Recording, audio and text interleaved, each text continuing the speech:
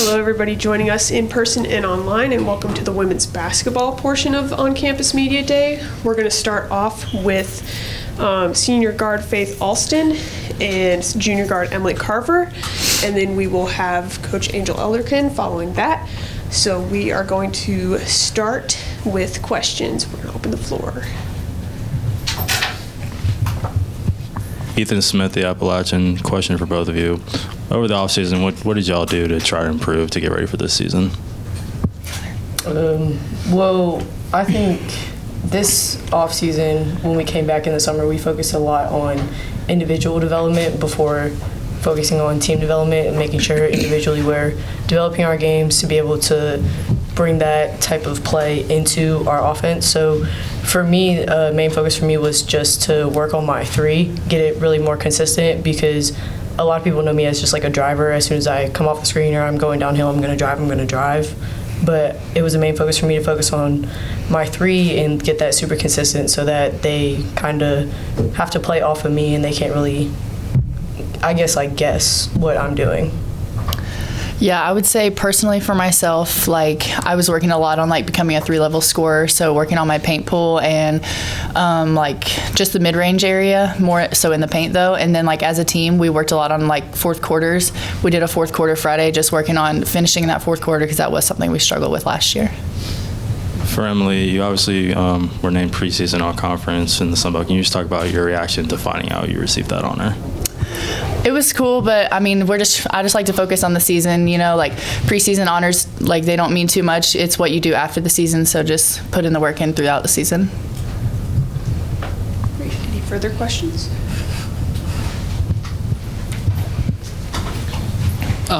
For both of you, as being one of the leaders on this team this year, can y'all talk about some ways you plan to be a leader and motivate your teammates? I think for me, it's mainly just continuing to bring consistent energy and consistent communication, because basketball, it's such a flowing sport. Like, you walk into a game with a game plan, but that doesn't mean that everything's going to go by that game plan. So just making sure I'm always there with elite communication and just bringing all types of energy, because the game can change so much, team goes on runs. So just be able to hold that consistently, I think, can put our team in the best position and put me in the best position. I agree with bringing energy. I feel like basketball is a lot of fun when everybody's bringing energy and everybody's just there for each other. And I just want to be that person on and off the court for my team. Just if somebody needs someone to talk to, be that person, because I know when I was an underclassman, I had those people to look up to. Which one of your teammates do you feel like is going to have the biggest impact for your success this season? I would say Rylan. We have lacked in the post area, and Rylan Moffitt, who's a transfer this year, she's going to help us a lot. She runs the floor really, really well. She does like all the little things that we need, like rebounding. She's just always in the right position and it's going to help us out a lot. I would agree with that statement along with Rylan, but I also think a returner that's really going to help us is Taylor Lewis. Throughout her career here, she's played, hasn't really played, has to like adjust to new positions, like new environments. But I really think throughout this whole offseason, you just really saw her really become her, get back to her style of play and how she wants to play basketball. And I think her coming out of her comfort zone and just giving her all in her last season of college basketball, I think that's going to be a tremendous help for us.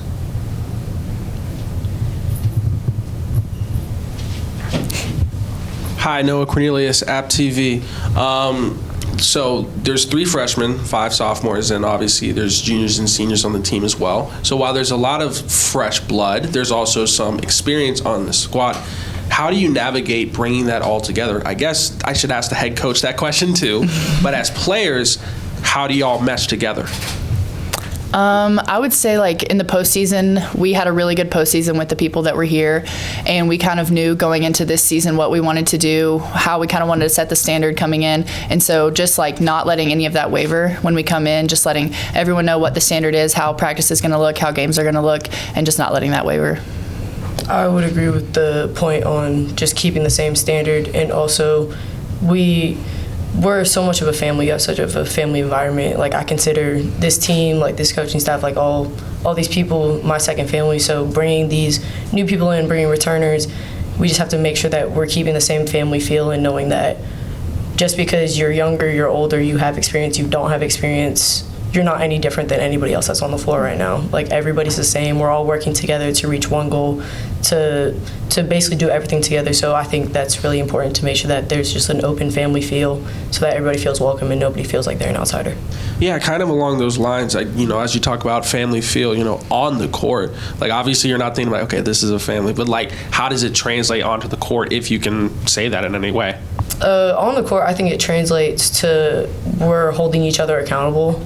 So just like me and Emily, we hold each other accountable, like, to each other, with ourselves, but also make sure we're holding everybody else accountable, because we want to play a certain way. We want to do all these things. We want to accomplish so much during the season. So being able to hold that standard and make sure everybody's on the same page is very, very important, because if we're not on the same page, if simply one person isn't on the same page, then the whole thing just kind of falls apart. So just make sure everybody's together, one unit on the court, because if not, then it doesn't really work very well. So one last question for the both of y'all. Do you have any games circled for this season that you're like, oh yeah, I'm ready for this? The conference tournament. I mean, last year we got a win at the conference tournament and it felt great, but to just be able to build off that and then eventually get to the championship would be nice. I mean, I would say any game on our schedule is circled, non-conference, conference. I mean, we're ready to play. We're ready to play anybody, suit up against anybody, and whatever game we play, whoever we face, it's just a learning experience for us, and we'll take that all the way to the conference tournament, and hopefully this year we can win the whole thing and then go to the big dance. Thanks, y'all. Thank you. Any further questions?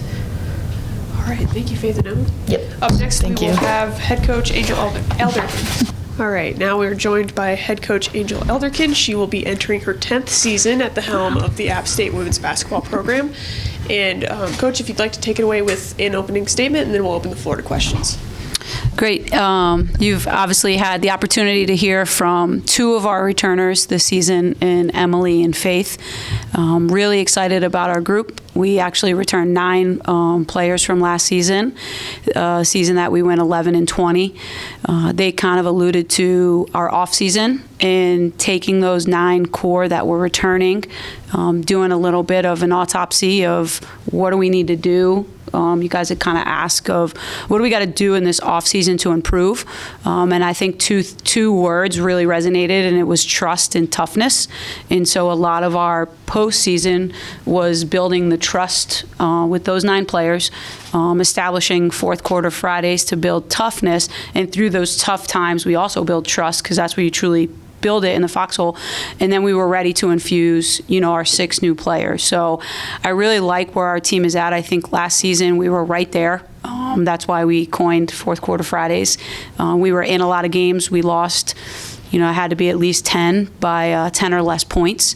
And so I think this team learned a lot about themselves. They've established a mindset of win everything, and every time we take the court, the classroom, the community, we just try to really focus on winning that moment. Some people say win the day, but we even took it a step further to win every moment, because it's those moments that build those habits, that build the wins. And so I'm really excited about our team this season. Awesome. We will open the floor to questions. Ethan Smith, the Appalachian coach, what were your just first impressions when you got back here with the core 9, as you alluded to? When we got back from the summer or the fall? Yes. So we left. We had a really good postseason. We started it earlier than I've started it in the past. There was kind of a little bit, like Emily said, we won a game in the tournament, but you could tell that there was something different about our group. And so we put them through a really, really good postseason. And then when they returned in the summer, I think the thing that stood out the most is their willingness to uphold the standard and make sure that as the 6 newcomers came to campus, that they understood how we do things and why we do things. So I thought they took a level of pride in that we hadn't had in the past. Who are some of those newcomers that have really kind of just stood out to you?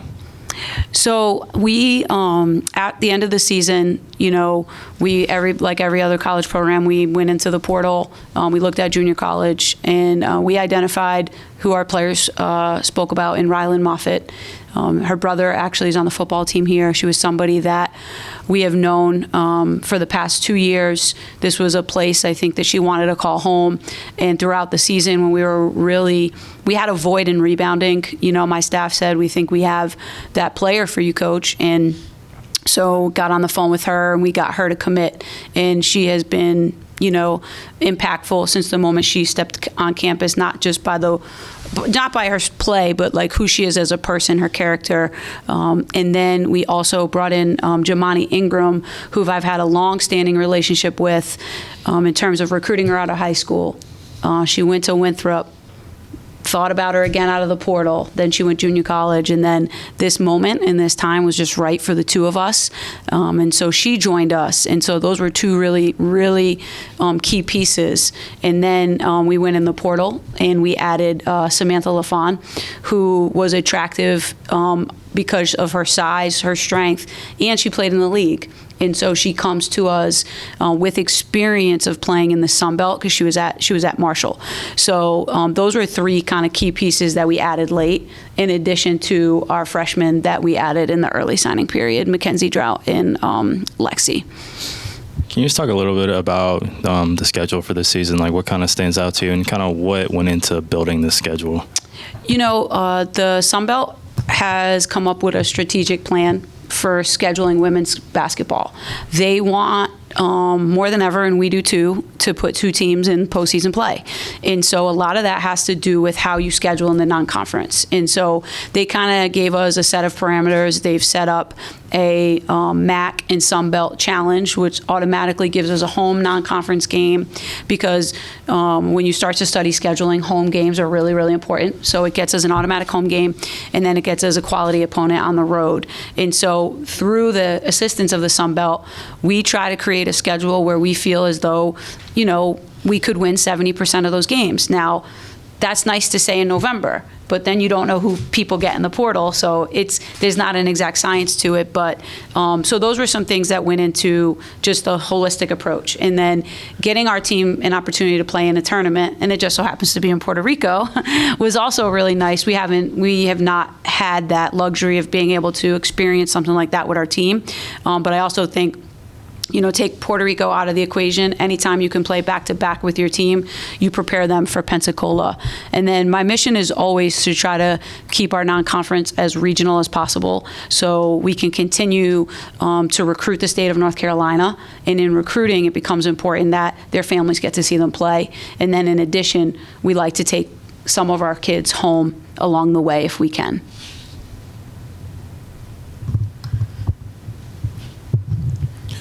Coach, you talked about your trip to Puerto Rico this year. Can you explain can you talk about your expectations for that trip, since your last trip was canceled due to COVID a couple years ago?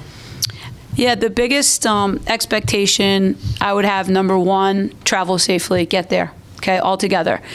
Allow our kids to enjoy the culture, dive into the community, give back, because that's a really big pillar of our program, is just, can we find a school to go to? Can we impact the community, impact the kids? And then I think it's to take one game at a time. On our goal board this season, we have win the tournament in Puerto Rico, because we play back-to-back. So we really want them to understand and know what it takes. Now, it's an MTE, so it's not, hey, you play opponent A, and then you play for a championship, but we will cultivate a championship experience so they understand what it means to go 1-0, 2-0, and leave a tournament undefeated. So for your program, Emily was named to preseason Sun Belt 13 this year. Can you talk about what that means for your program? Emily did a good job, I think, of saying, hey, I still got to play. It's nice. I think it's respect from the league. Emily is a top shooter, if not one of the best shooters in our league, and to be voted on by the coaches in the league gives her a level of respect that I think that she's earned, not just by her ability to shoot the ball, but her ability, how hard she plays on both sides of the ball, and just everything she means to our team. So we know her value, but to me, the coaches in the league also know her value. So I think that's, that's something that she should be proud of. And then lastly, to name a few, which of your players do you feel like has improved the most over the offseason? Oof, this is a tough one because anybody who was part of our season last season, if you watched us, we went to this platoon subbing late in the game, and it was because a core group that returns all got really better. And that group consisted of Alexis Black, Zeta Porter, Taylor Lewis, Shea Harris, Mariah Frazier. And so that end of our season is kind of like that springboard to this season because they got valuable minutes. They came in and really helped us in games, and now they're all returning. I know Faith alluded to Taylor Lewis. There's a version of Taylor that we've seen this season that I have not seen since she's been here. So I am super excited about her ceiling. I think if she continues to stay positive, continues to adjust to her new role, she can be really special for our group this year. Like Faith said, she's playing her last year of college basketball. Let's make it her best. But ceiling's really high, has a level of athleticism that you just can't teach. And so she's finally put a lot of those pieces together. So I'm excited about her. Hi, Coach. Noah Cornelius with App TV. One of the main questions I have for you is we had some of the assistant coaches from the men's team come in because obviously it was a big day for them. I want to talk to you about your coaching staff. How have they helped you as a coach, and how have you helped them as a coach? Really good question. I always believe, and I've always believed it since I worked for Coach Summit, that you win with the people that you surround yourself with. And so it's really important to have really good people. And that's on the forefront of everything. I have really great people. What is their main job? To develop our student athletes. And every single day, my entire coaching staff puts the student athlete first before themselves. And so they're constantly pouring in and trying to grow our student athletes on the court and off the court. If you guys think that coaching basketball is about drawing on that board XO, it's not. It's about people and the relationships. And I do feel that our coaching staff is one of the best at just caring for our student athletes. And, so that's one of the biggest things I've learned from them. For me, I think my job, and I joke about this, but sometimes it's real. It's like I'm the CEO of App State women's basketball. So I have got to make sure that everybody underneath me has the directions of where I want to go. And I got to make sure that we stay on that roadmap every single day with just relentless effort and constant feedback. And I think my crew this year, and my coaching staff, my support staff, is just doing a phenomenal job of just whatever Coach Angel wants to execute that day, we're here to do it. We're here to do it for her. We're here to do it for the student athletes. Most importantly, we're here to do it for App State. And so it's really been refreshing with my group. I really, I've had to step away some. I've had a family member that was in a really bad accident. And I wouldn't be able to do what I'm doing right now without them. They have really, really taken it up. They've taken a huge step for me and most importantly for our program. Now, you talked about Coach Summit a little bit there at the beginning of your spiel, but you've been with App State for 10 seasons now. A lot of people like to ask Coach Kearns from the men's team, take the stairs. But you've been here for 10 seasons. What is the culture that you feel like you've created, or you feel like the team or the program has created? I think that we've created a culture of authenticity, vulnerability, and connection, and that's just who I am. Very authentic in my approach to life. I want to make sure that every person that comes in contact with myself, the program, feels important. They feel appreciated. They feel valued. I pride myself on people. Bringing really good people to App and having people stay. I've got two alumni, Bailey Plummer and Kayla Craven, who played for me, who are the two most homesick kids ever that now work at App State. They bleed the black and gold. And so just really getting people here and people that are really passionate about what we do and taking my passion and taking it to the next level. Sure. Last question for you. I had asked Faith and Emily this. Do you have any games circled on your schedule? Or are you approaching it the same way? It's like it's just a game. You got to go out and win it. I would have to say the first game, I'm excited. There's a level of excitement with this group. And as a coach, you work every day and you see a group growing. And then you're like, but we haven't played in front of the lights yet. And so I think that first game is going to tell us a lot about ourselves, but then it goes to that 1-0 mentality. So it's like you get that first game on your belt, then it's the next game, the next game, the next game. And like you talk about a game circled, I got App State circled. That's my team. And like even I'm about to go prep my team right now, and I just want us to continue to be the best version of us, because then there's no circling of opponents. We're circling ourselves, and we're betting on ourselves every time we take the court. Thanks, Coach. Welcome. All right, any further questions? Great. Well, thank you so much, Coach. Thank you. Thanks, guys and girls.